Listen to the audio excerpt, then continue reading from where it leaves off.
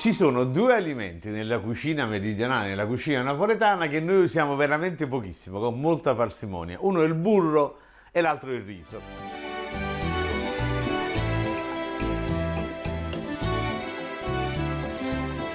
A casa mia una pezzetta di burro arriva in frigorifero, ci rimane pure 6 mesi, ma poi alla fine verrà buttata, diventa gialla e viene buttata, perché il nostro condimento, il condimento dei meridionali, è l'olio d'oliva, ci sta poco a fare, lo usiamo in maniera molto copiosa.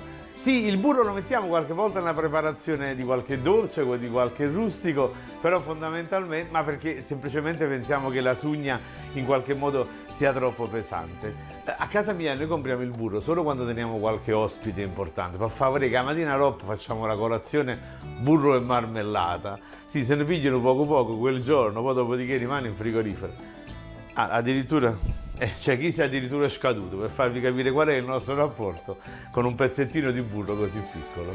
L'altro alimento che noi usiamo davvero poco, almeno considerato diciamo in rapporto con gli altri paesi europei ed extraeuropei, è il riso. Se voi andate a casa di qualunque napoletano, qua siamo a casa mia, e aprite la dispensa di un napoletano, troverete decine di pacchetti di pasta, di tanti formati diversi, e poi al massimo un unico triste pacchetto, eccolo qua, un unico triste pacchetto di riso nascosto all'andrete, che quella volta che lo dobbiamo usare ma controllare la scadenza, perché potrebbe essere scaduto. Sì, fatte eccezioni per un risotto a pescatore, un sartù, ma quando è facile, cioè ogni morte pavo, insomma, il riso non entra, si usa molto poco nella cucina napoletana. Noi siamo un popolo di magna maccaruna e abbiamo una cultura secolare della pasta. Ogni formato c'è il suo perfetto abbinamento, che ne so, spaghetti, linguine sanno fare i frutti di mare, per i legumi ci vuole la pasta ammiscata. Nessun napoletano farebbe mai, che ne so, gli spaghetti con i fagioli oppure le pennette con i frutti di mare. Ogni formato c'è il suo abbinamento, ogni formato te una morta soia. Ed ecco perché in casa noi dobbiamo avere tanti formati, non sappiamo cosa vogliamo preparare quel giorno. Anzi, il napoletano, quando talmente che mangia solo pasta, che quando la domanda tipica intorno a mezzogiorno è che pasta mangiamo oggi? Cioè il riso non si considera proprio. Il riso arriva a Napoli nel 400 con la dominazione aragonese, ma non ebbe affatto successo.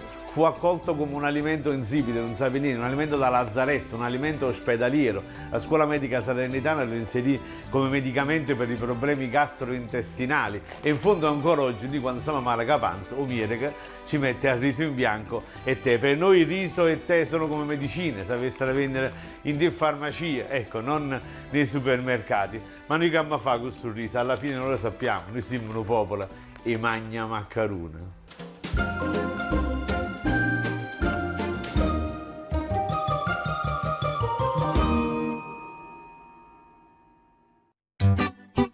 A Napoli ogni giorno c'è sta cosa fa, e allora ho pensato di fare un libro, Napoli 365, che ogni mattina ti suggerisce dove andare, cosa celebrare e che cosa fare. Insomma, un libro da tenere in gabinetto e studiare, perché si sa, nessuno nasce imparato, a cantata villa.